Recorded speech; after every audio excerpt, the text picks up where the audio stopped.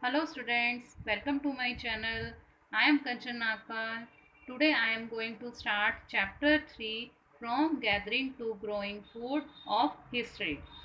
आपने लास्ट के 2 चैप्टर्स में पढ़ा होगा कि कैसे हंटर गैदर्स एक प्लेस से दूसरे प्लेस पर जाकर फूड कलेक्ट करते थे और कैसे वे जानवरों का शिकार करते थे और उन जानवरों को पालते भी थे और उनको यूज़ करते थे फूड के रूप में कि उनको वो एनिमल्स को जो पालते थे उनसे वो फूड भी लेते थे। आज हम इस चैप्टर में पढ़ेंगे from gathering to growing food means food को गैदर करने से लेकर मीन्स इकट्ठा करने से लेकर फूड को उगाने तक की प्रक्रिया आज हम इस चैप्टर में देखेंगे कि कैसे लोग पहले फूड कलेक्ट करते थे पर धीरे धीरे उन्होंने फूड को उगाना भी सीखा। तो आज हम इस चैप्टर में ये पढ़ेंगे। सो देखिए यहाँ पर एक स्टोरी दी गई है, Nenu's lunch. Nenu's was eating her favourite food. Nenu's अपना फेवरेट भोजन खा रही थी, boiled rice, squash, pumpkin, beans and meat. और उसके फेवरेट भोजन में क्या था? बॉइल्ड राइस थे, स्क्वैश था, पम्पकिन, बीन्स और मीट था। Her grandmother had grown the squash, pumpkin and beans in the little garden plot at the back of her house. उसकी नानी ने ये सब चीज़ें स्क्वैश, पम्पकिन और बीन्स अपने घर के पीछे एक छोटा सा प्लॉट था, उसमें गार्डन था, वहाँ पर उसकी नानी ने ये सब चीज़ें उगा रखी थी। She remembered the food had been so different when she had been to Madhya Pradesh as part of a school trip. उसे याद आया कि ये जो फूड था वो बहुत डिफरेंट था। किससे डिफरेंट था? जब वो अपने स्कूल के ट्रिप के साथ मध्य प्रदेश गई थी तो वहाँ पर जो उसने फूड खाया था वो फूड नानी के फूड से बहुत डिफरेंट था। It was hot and spicy. वो फूड कैसा था? हॉट और स्पाइसी था। Why was that so? ऐसा किस लिए था? ऐसा किस लिए था? क्योंकि हर प्लेस का फूड अलग अलग होता है। कुछ प्लेसेस में लोग ज़्यादा स्पाइसी खाना पसंद करते हैं, बट कुछ प्लेसेस होते हैं जहाँ पर लोग स्पाइसी खाना पसंद नहीं करते। कुछ प्लेसेस होते हैं जहाँ पर लोग फ्राइड ज़्यादा खाना पसंद करते हैं, बट कुछ प्लेसेस में लोग ज़्यादा फ्राइड खाना पसंद नहीं करते। तो ये अपने अपने अपनी अपनी जगह का, अपने अपने प्लेस का ट्रेंड होता है, वहाँ का एक सिस्टम होता है, कल्चर होता है, जिसके अकॉर्डिंगली लोग खाना पीना पसंद करते हैं। So just start. First topic is varieties of foods. Foods की कौन कौन सी वेराइटीज होती हैं? Today most of our food such as fruit, vegetables, grain, milk and meat comes from plants that are grown and animals that are reared.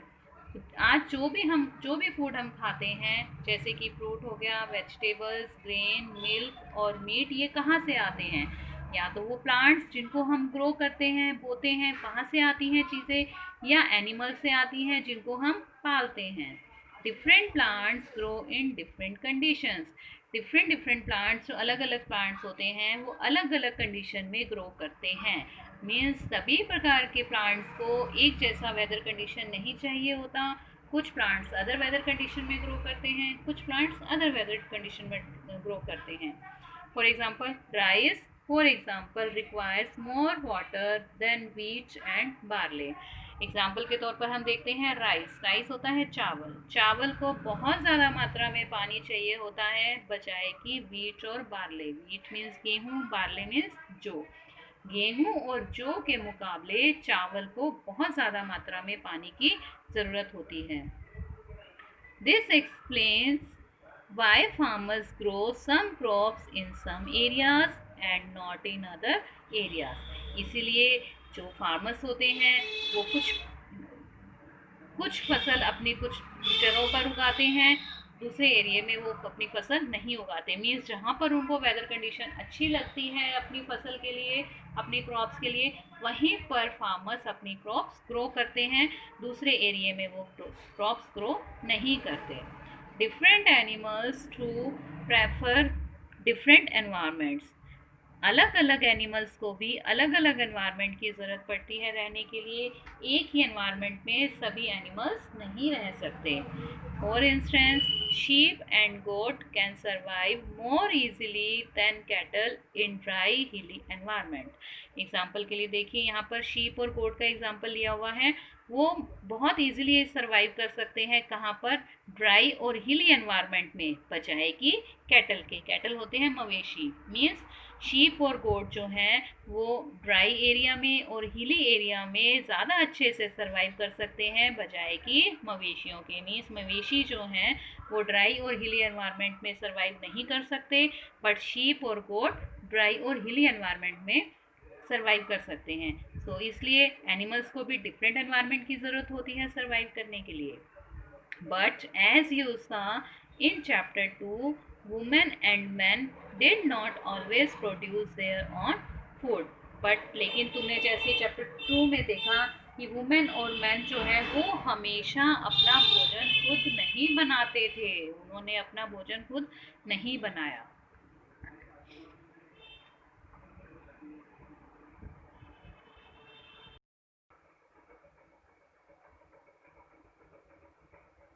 The beginnings of farming and herding.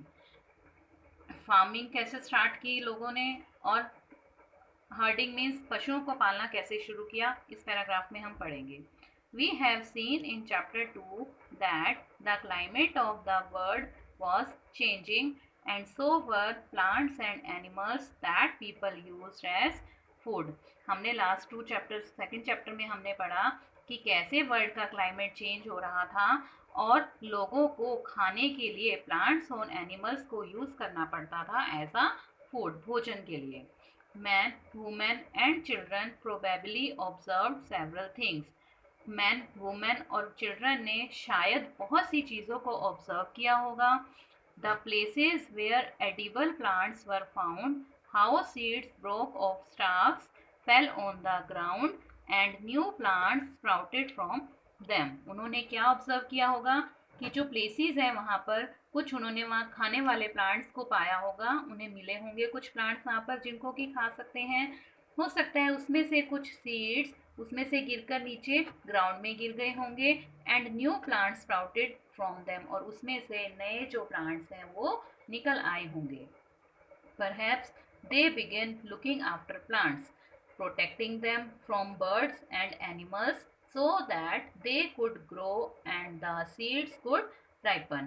तब शायद उन्होंने क्या किया होगा, उन plants की देखभाल की होगी, उनको पशुओं से, दूसरे पक्षियों से बचाया होगा, उनसे रक्षा की होगी, और जब वो प्लांट्स ग्रो कर गए होंगे तो उनके सीड्स जब पक गए होंगे तब उनको उन्होंने यूज़ किया होगा।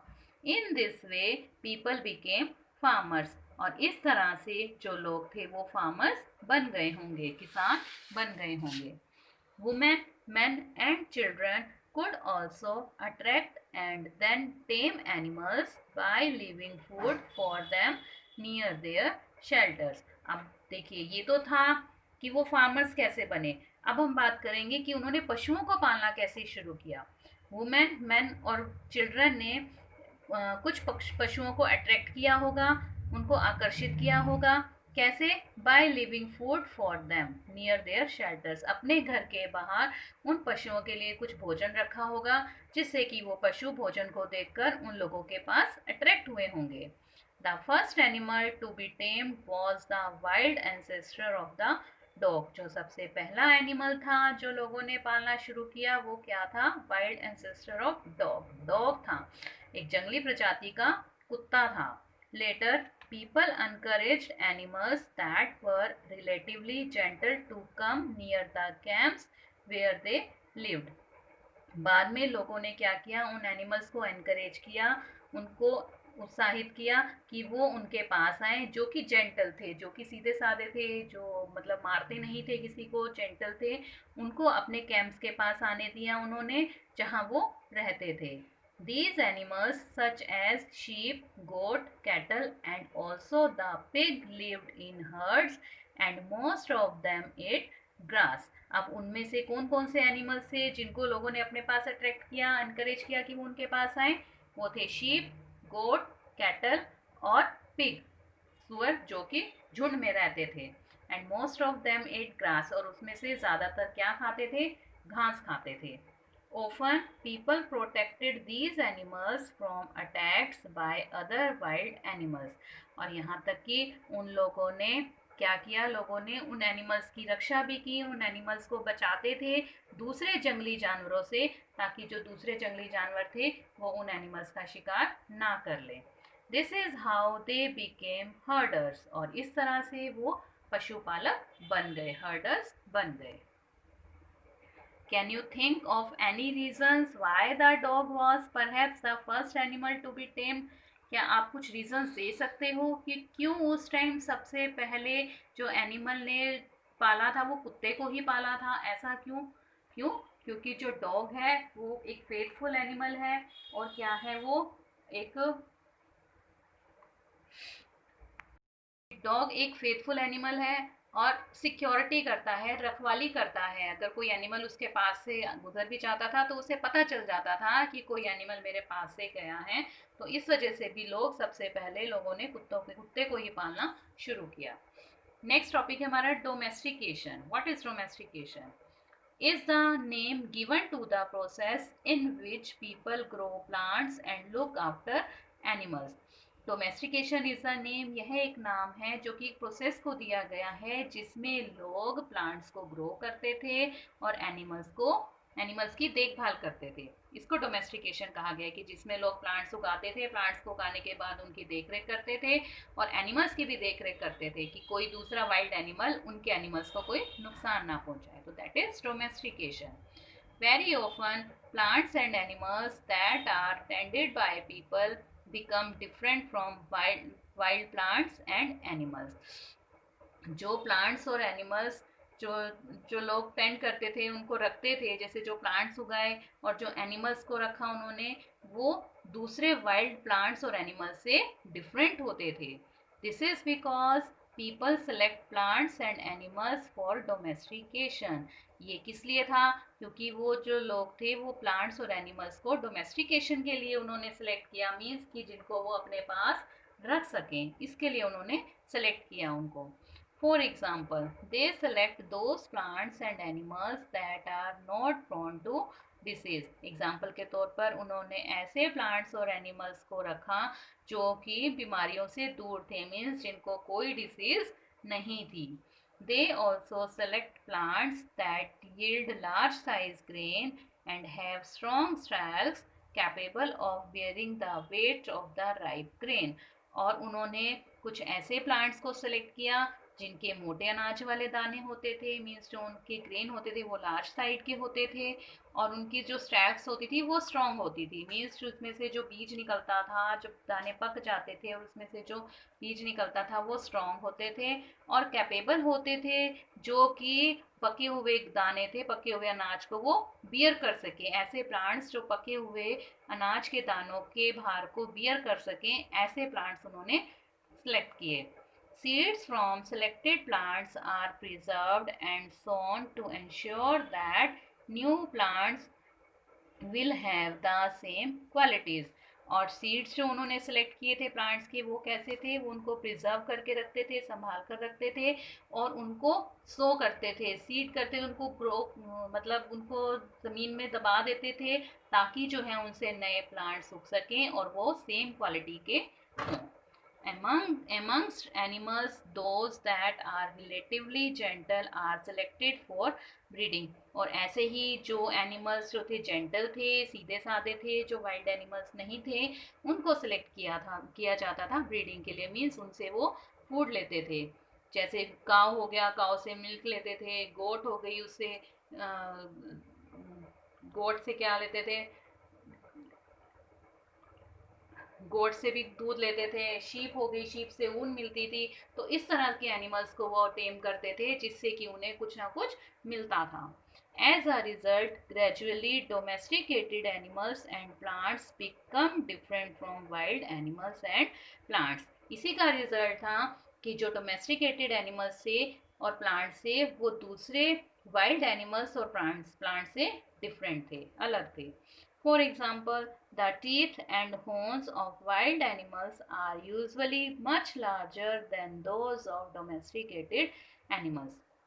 एग्जाम्पल के तौर पर देखिए, जो वाइल्ड एनिमल्स के जो टीथ और हॉर्न्स होते थे, टीथ मीन्स दांत, हॉर्न मीन्स सींग, जो वाइल्ड एनिमल्स के दांत और सींग होते थे वो बहुत बड़े होते थे than those of domesticated animals, जो कि जो डोमेस्टिकेटेड एनिमल्स होते थे उनके टीथ और हॉर्न्स जो थे वो छोटे होते थे, बट वाइल्ड एनिमल्स के टीथ और जो हॉर्न्स थे वो बहुत बड़े होते थे।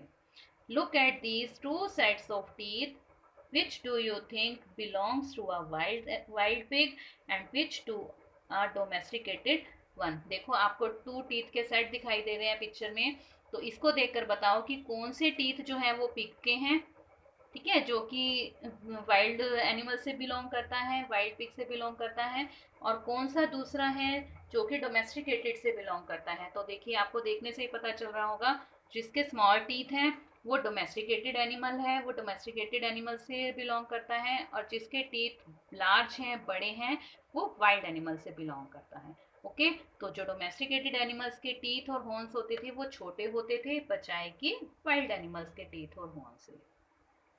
So domestication was a gradual process that took place in many parts of the world. Domesticated एक gradual process था जो कि संसार के कई पार्ट्स में, कई देशों में देखा गया, मीन्स कई देशों में देखा गया कि लोग जो हैं कई पशुओं को पालते थे, उनसे वो फूड लेते थे।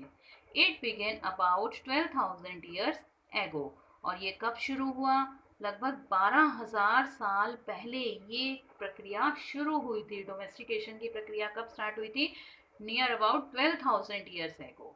Virtually all the plant and animal produce that we use as food today is a result of domestication. इसलिए जो ये सभी प्लांट्स हैं और एनिमल्स हैं जिनको कि हम फूड के रूप में यूज़ करते हैं, ऐसा फूड यूज़ करते हैं, ये एनिमल्स हमें फूड देते हैं, और प्लांट से हमें जो अनाज मिलता है वो आज का ही एक रिजल्ट है किसका? डोमेस्टिकेशन का। That is a result of domestication, कि कैसे लोगों ने जो पशुओं को पाला और उनसे भोजन बनवाया, और कैसे प्लांट्स उन्होंने उगाए, उससे भोजन मिला, वो कैसे फार्मर बने। तो ये आज का ही रिजल्ट, ये रिजल्ट आज शो कर रहा है कि कैसे डोमेस्टिकेशन में लोगों ने एनिमल्स को पाला, उनसे फूड प्रोड्यूस किया, और प्लांट्स ग्रो किए और उससे फूड प्रोड्यूस किया। The earliest domesticated animals include sheep and goats. Some of the earliest plants to be domesticated were wheat and barley.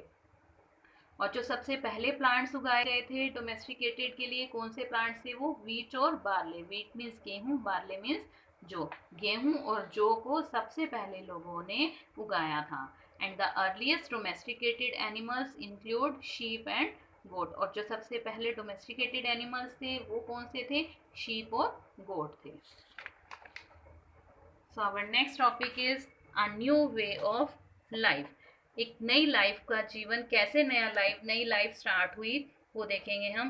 If you plant a seed, अगर तुम कोई plant उगाते हो, you will notice that it takes some time to grow. तुम देखोगे कि वो plant बहुत टाइम लेता है ग्रो करने के लिए। मीन्स अगर आप कोई सीड मिट्टी में दबा देते हैं तो एकदम से तो प्लांट नहीं बन जाता, उसको ग्रो करने में टाइम लगता है। This may be for several days, weeks, months and in some cases years.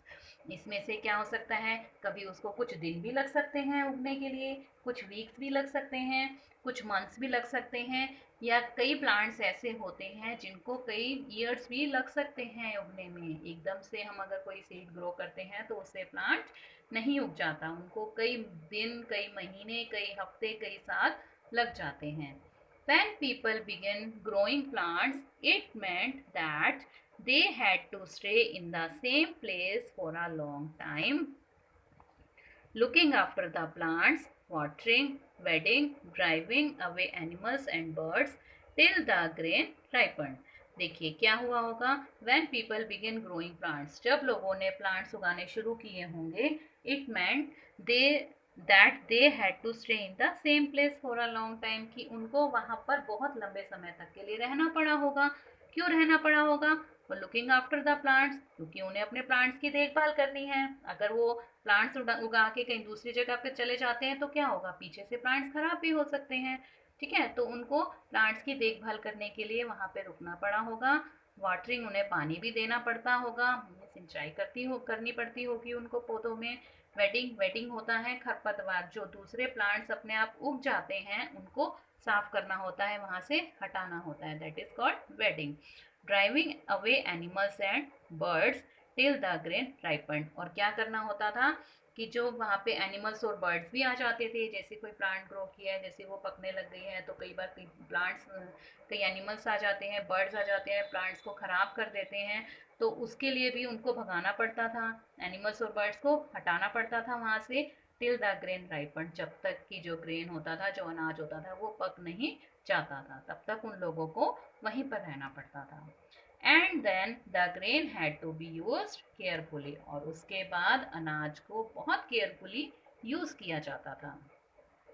As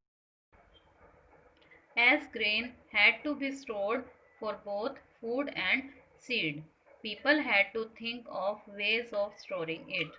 जैसे ही ग्रेन पककर तैयार हो जाती थी, तो लोग उसको क्या करते थे, स्टोर करते थे। किस तरह से, या तो भोजन के रूप में या सीड बीज के रूप में उसको स्टोर करते थे। People had to think of ways of storing it, अब पीपल ने क्या किया था, लोगों ने क्या किया, उसको स्टोर करने के तरीके सोचे कि कैसे हम अपने फूड को, अपने ग्रेन को स्टोर करें। In many areas they began making large clay pots और वो बास्केट्स और dug pits into the ground. उन्होंने बहुत सारे एरियाज में क्या किया, कुछ मिट्टी के बर्तन बनाए, मिट्टी के बर्तन उन्होंने बनाने शुरू किए, कुछ उन्होंने बास्केट्स बुनी, और ग्राउंड के नीचे उन्होंने बहुत बड़े बड़े गड्ढे कर दिए जिसमें कि वो अनाज को रख सकते थे। Do you think Hunter gathers would have made and use pot, क्या आपको लगता है, क्या आप सोच सकते हैं कि हंटर गैदर्स जो थे वो उन पॉट को यूज करते थे, क्या उन्होंने पॉट बनाए और वो उसको यूज कर सकते थे, किया उन्होंने इनको use? Give reason for your answer, सोचो और इसका आंसर दो। इधर आइए, why in which grain ways in which grain was use, देखिए यहाँ पे वेज दिए हुए हैं, कुछ तरीके दिए हुए हैं कि किस तरह से वो ग्रेन को यूज करते थे लोग। एज सीड, बीज के रूप में यूज करते थे। एज फूड, फूड के रूप में यूज करते थे लोग ग्रेन को। एज गिफ्ट्स, लोगों को गिफ्ट्स देने होते थे अगर, तो भी वो ग्रेन को यूज करते थे। एंड स्टोर्ड फॉर फूड, और उसको इकट्ठा करते थे, भोजन को इकट्ठा करके रखते थे। तो ये 4 वेज हैं जिस वे से जो लोग हैं अपने ग्रेन को कलेक्ट करते थे। So our next topic is storing animals. Animals multiply naturally. Animals जो होते हैं नेचुरली मल्टीप्लाई मीन्स उनकी संख्या अपने आप ही बढ़ती जाती है। जैसे एनिमल्स बेबी को जन्म देते हैं तो क्या होता है, उससे एनिमल्स की संख्या बढ़ जाती है। Besides if they are looked after carefully they provide milk which is an important source of food and meat whenever required. अगर इनकी अच्छे से देखभाल की जाए तो ये हमें क्या प्रोवाइड करते हैं, मिल्क प्रोवाइड करते हैं, जो कि एक भोजन का मुख्य स्रोत है, जो एक इम्पॉर्टेंट सोर्स है भोजन का। और मीट मिलता है अगर हमें रिक्वायर है, अगर हमें चाहिए तो हम मीट भी ले सकते हैं। जैसे काउ से मिल्क मिलता है, गोट से मीट भी मिलता है, मिल्क भी मिलता है हमें, ठीक है। तो इस तरह से एनिमल्स की अगर हम केयर करें अच्छे से तो वो हमें मिल्क प्रोवाइड करते हैं, जो कि एक बहुत अच्छा सोर्स है फूड का, और मीट भी प्रोवाइड करते हैं। In other words animals that are reared can be used as a store of food. दूसरे वर्ड में हम कह सकते हैं कि जो हम एनिमल्स को रेयर करते हैं, एनिमल्स को जो पालते हैं, वो क्या है, हमारे भोजन का एक भंडार हैं। They can be use as a store of food means हम उनको भोजन के भंडार के रूप में भी स्टोर कर सकते हैं, उनको पाल सकते हैं। Apart from food, what are the other things that could have been obtained from animals? Food के अलावा और कौन सी दूसरी चीज़ें हो सकती हैं जो कि हमें एनिमल से मिलती हैं? What are animals use for today, आज के टाइम में आज हम एनिमल्स को किस लिए यूज़ करते हैं? हम इन सभी चीज़ों के लिए यूज़ करते हैं एनिमल्स को।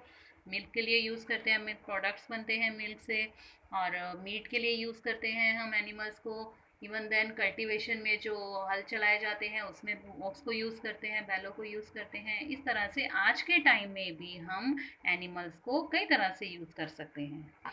So our next topic is finding out about the first farmers and herders. सबसे पहले कहाँ पर हमने फार्मर्स को फाइंड किया और कहाँ पर सबसे पहले हर्डर्स मिले, मीन्स जहाँ जो हर्डर्स मीन्स पशुपालक जो कि पशुओं को पालते थे, वे लोग कहाँ पर मिले सबसे पहले। So turn to map 2, page number 14. You will notice a number of blue squares.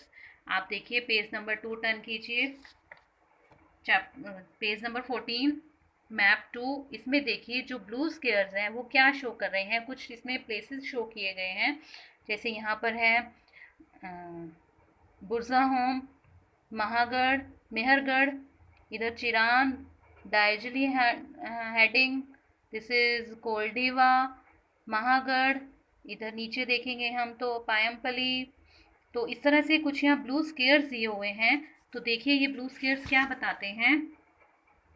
Each marks a site from where archaeologists have found evidence of early farmers and herders. ये वो जगह है, ये जो ब्लू साइंस आपने names पढ़े हैं blue squares के, ये वो जगह है जहाँ पर आर्कोलॉजिस्ट ने क्या देखे, कुछ एविडेंस मिले वहाँ पर आर्कोलॉजिस्ट को, जहाँ पर सबसे पहले फार्मर्स हुए थे और हर्डर्स हुए थे। उनको वहाँ पर ऐसे कुछ साइन मिले हैं, ऐसे कुछ एविडेंस मिले हैं, कुछ सबूत मिले हैं आर्कोलॉजिस्ट को, कि जिससे पता चलता है कि इन साइट्स पर सबसे पहले फार्मर्स हुए और हर्डर्स हुए। मीन सबसे पहले वहाँ पर कल्टीवेशन स्टार्ट हुआ, फार्मर्स किसान मिले, उन्होंने कल्टीवेशन शुरू किया, और हर्डर्स मीन्स पशुपालक की जिन्होंने सबसे पहले पशुओं को पालना शुरू किया। These are found all over the subcontinents, और ये संसार के सभी उपमहाद्वीप में पाए जाते हैं। Some of the most important ones are in the northwest, in present day Kashmir, and in east and south India. और जो सबसे इम्पोर्टेंट है वो कहाँ पर पाए गए हैं, नॉर्थ वेस्ट में, जो कि प्रेजेंटली कहाँ पर है, कश्मीर में है। देखिए नॉर्थ वेस्ट कश्मीर में क्या पाया गया, कौन सी साइट है वहाँ पर, बुरज़ाहोम। तो बुरज़ाहोम में सबसे पहले कल्टीवेशन पाई गई और हर्डर्स पाए गए कि जिन्होंने यहाँ पर सबसे पहले कल्टीवेशन स्टार्ट किया, अपनी कृषि शुरू की और पशुओं को पालना शुरू किया, और जो कि कश्मीर में है। और in east and south India, east में देखिए, ईस्ट में आता है दार्जिली हडिंग। तो दार्जिली हडिंग पे सबसे पहले फार्मर्स मिले हमें और हर्डर्स मिले। उसके बाद साउथ में आएंगे तो यहाँ पर पयमपाली है, तो यहाँ पर भी जो है सबसे पहले फार्मर्स और हर्डर्स मिले। तो ये जो ब्लू स्क्वेयर्स आपको दिखाई दे रहे हैं, यहाँ पर सबसे पहले जो आर्कोलॉजिस्ट थे उनको मिले और हर्डर्स मिले। To find out whether these sites were settlements of farmers and herders, scientists study evidence of plants and animal bones. और इस to find out whether these sites were settlements of farmers and herders, scientist ने जो था और इन evidence की study करने के लिए कि वहाँ पर जो थे फार्मर्स और हर्डर्स रहते थे उनकी साइट्स पर, तो उन्हें वहाँ पर प्लांट्स और एनिमल्स की हड्डियाँ भी मिली। कुछ उन्होंने प्लांट्स और एनिमल्स की हड्डियों के सबूत से भी जो पता लगाया कि वहाँ पर फार्मर्स और हर्डर्स थे। One of the most exciting finds includes remains of burned grain. और इसमें से एक जो सबसे एक्साइटिंग जो चीज़ थी वो क्या थी कि आर्कोलॉजिस्ट को वहाँ पर कुछ जला हुआ अनाज मिला। These may have been burnt accidentally or on purpose. या तो वो हो सकता है कि गलती से जल गया हो, एक्सीडेंट हो गया हो कि वैसे ही जल गया हो, या उस अनाज को जानबूझकर जलाया गया हो। Scientists can identify these grains, and so we know that a number of crops were grown in different parts of the subcontinents. तो साइंटिस्ट ने क्या पता लगाया, वो इससे क्या पता लगा सकते थे कि जो ये ग्रेन था, जो अनाज था, वो बहुत बड़ी संख्या में वहाँ पर पैदा हुआ different parts of the sub continents. उन डिफरेंट पार्ट्स के जो उपमहाद्वीप थे वहाँ पर बहुत बड़ी संख्या में ग्रेन पैदा हुआ था। ये they can also identify the bones of different animals. और वो क्या कर सकते थे आर्कोलॉजिस्ट जो है, उन्होंने उसको भी आइडेंटिफाई किया, किसको, एंड डिफरेंट एनिमल्स की बोन्स को भी उन्होंने बोन्स से भी आइडेंटिफाई किया कि वहाँ पर कौन कौन से एनिमल्स थे और वो क्या काम करते थे। Look at the table below to see where evidence of grain and bones of domesticated animals have been found. Look at the table, नीचे आपको एक टेबल दी गई है to see where evidence of grain and bones, जहाँ पर grain और bones के evidence जो मिले हैं domesticated animals have been found, जो डोमेस्टिकेटेड एनिमल्स है जिनको कि पालते थे, जिनको टेम करते थे, उनकी हड्डियाँ और ग्रेन्स जो हैं वो कौन कौन से पार्ट्स में मिली, कौन कौन सी जगहों पर मिली, ये आपको नीचे टेबल में दिखाया गया है. यस, तो here are two columns. In one column grain and bones given कि अनाज और हड्डियाँ, और सेकेंड कॉलम में साइड्स की अनाज और हड्डियाँ कहाँ पर मिलती हैं वो साइड्स बताई गई हैं. So here wheat, barley, sheep, goat, cattle. Wheat means गेहूँ, बार्ले मीन्स जौ, शीप भेड़, गोट बकरी एंड कैटल मीन्स मवेशी. तो ये सब चीज़ें कहाँ मिली हैं उनको? Mehrgarh in present day Pakistan. Mehrgarh जो कि प्रेजेंट डे कहाँ पर है? ये पाकिस्तान में है. राइस, फ्रेगमेंट्री एनिमल बोन्स, चावल और पशुओं की टूटी हुई हड्डियाँ, ये कहाँ पर मिली उनको? कोल्डिवा in present day Uttar Pradesh. कोल्डिवा में, जो कि प्रेजेंट डे कहाँ पर है? ये उत्तर प्रदेश में है. Next grain and bone is rice, cattle, hoof marks on clay surface. चावल और मवेशी जिनके की मिट्टी पर उनके खुरों के निशान मिले गए हैं, जो मवेशी हैं उनके खुरों के निशान मिले गए हैं मिट्टी पर, वो कहाँ मिले हैं? महागढ़ में in present day Uttar Pradesh, जो कि अब कहाँ पर है? ये महागढ़ उत्तर प्रदेश में है. Wheat and lentil. Wheat means गेहूँ, लेंटिल मीन्स दाल, मसूर की दाल होती है लेंटिल. ये कहाँ पर मिले हैं? Gufkral in present day Kashmir. Gufkral जो कि प्रेजेंट डे कहाँ पर है? कश्मीर में है. Wheat and lentil, dog, cattle, sheep, goat and buffalo, ये सब कहाँ मिले हैं उनको? बुरजा होम में इन प्रेजेंट डे कश्मीर, जो कि अब कहाँ पर है? बुरजा होम कश्मीर में है. Wheat, green gram, barley, buffalo, ox. Wheat गेहूँ, ग्रीन ग्राम हरा चना, बार्ले जौ, बफेलो भैंस, ओक्स बैल, ये सब चीज़ें उनको कहाँ मिली? चिरान इन प्रेजेंट डे बिहार. चिरान जो कि अब कहाँ पर है? बिहार में है. नेक्स्ट मिलेट, कैटल, शीप, गोट, पिग. मिलेट मीन्स बाजरा. बाजरा, मवेशी, शीप, भेड़, बकरी और सुअर, ये कहाँ पर मिले?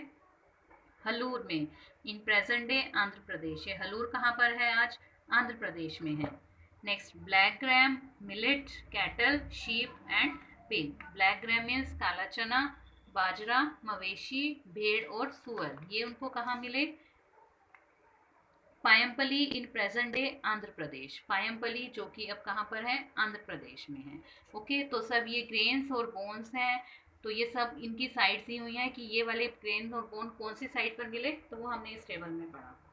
These are just some of the sites from which grain and bones have been found. तो ये कुछ साइट्स दी हुई हैं जहाँ पर कि ग्रेन और बोन्स हम जहाँ पर ये ग्रेन्स और बोन्स को पाया गया है.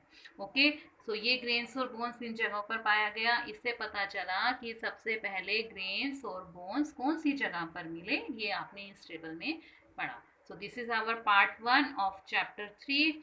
So our second part we will read in our next video. So till then, bye bye. Thank you students, and don't forget to share, like and subscribe my channel.